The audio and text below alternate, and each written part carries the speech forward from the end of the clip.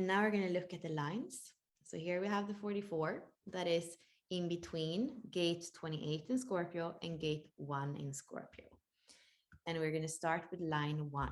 So line 1 has to do with the individual. It has to do with investigation, it has to do with creation, foundation. So the 44 in the first line, we can say, is investigating teamwork. And it's probably a person that says, what's in it for me? You know, what's the win for me to go in here? Actually, Ashley has this in her, I believe it's in her Pluto. And she often says that I'm investigating teamwork. And Bella is kind of, 4-6 right in, and she's already collaborating. And for her, it's an investigation and she learns a lot from it. But it's also sometimes the first line says, no, this is not safe.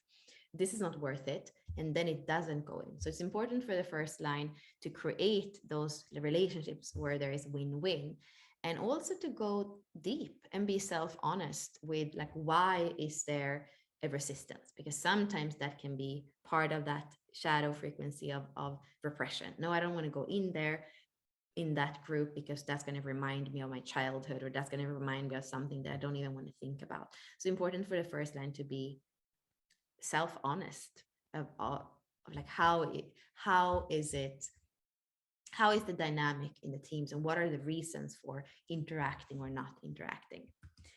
And then we have the second line that is all about mirroring and reciprocity.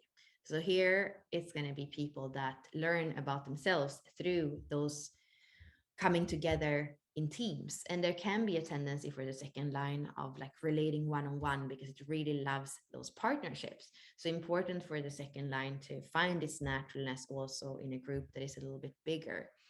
And here we have, this line is very expressive. It's the first line is more introvert. This line is very expressive. So here, when there is interference, the second line can kind of lash out and be, not be able to kind of internally process something before it comes out. So that is something important for the second line to learn, to not just lash out, but actually be able to know that what comes out is really something that's constructive and that it wants to share. And then we have the third line, and here we have very much the line of dynamism and the line of trial and error, and the line that isn't afraid of some laughter and some crying. I have the third line in my culture. So I feel this is very dynamic. I feel like it likes to play with the group dynamics and even have people that usually wouldn't come together or face each other, put them together in some kind of setting and see what happens. That's very much the third line. It loves to create that interaction. And well, with the third line, as always, there can be this shame for something failing. So maybe there is an experiment of putting people together and then it doesn't work out. And then the third line can feel like, oh, not another failure. Let me start another group. But the third line needs to just learn that that's the process of the third line. It is trial and error and interaction. And in that dynamism, that's where the beauty is. And that's also where the third line learns what works and what doesn't work.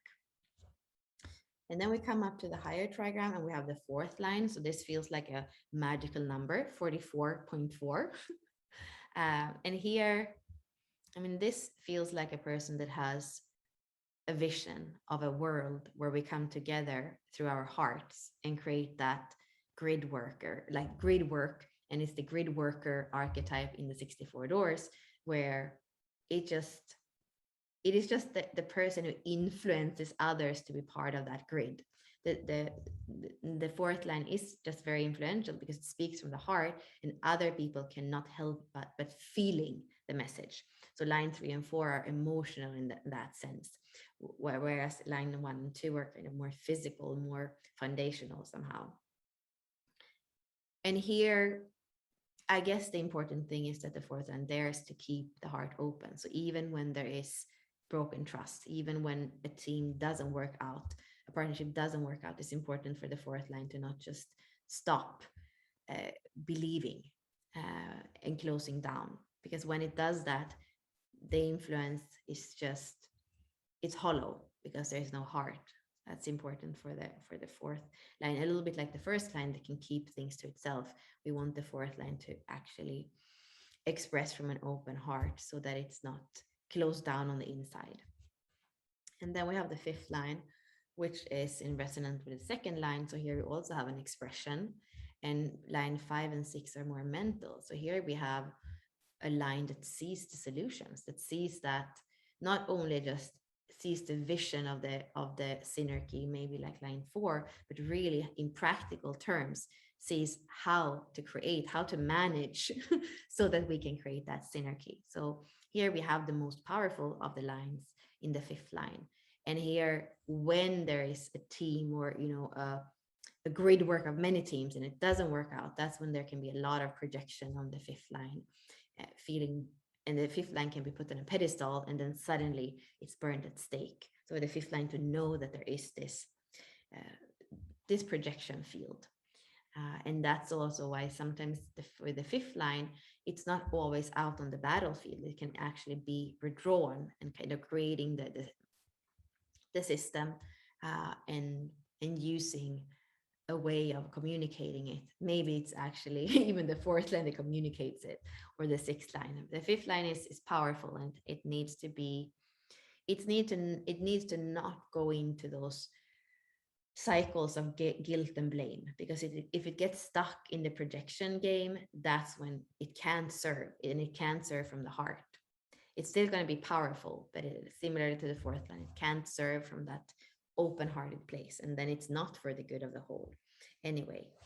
And then we have the sixth line that is already, we could say, beyond the hexagram, because the fifth line is the strongest or the most powerful. So the sixth line is already overlooking to the one, which is the creative, which is freshness and the spark and something new.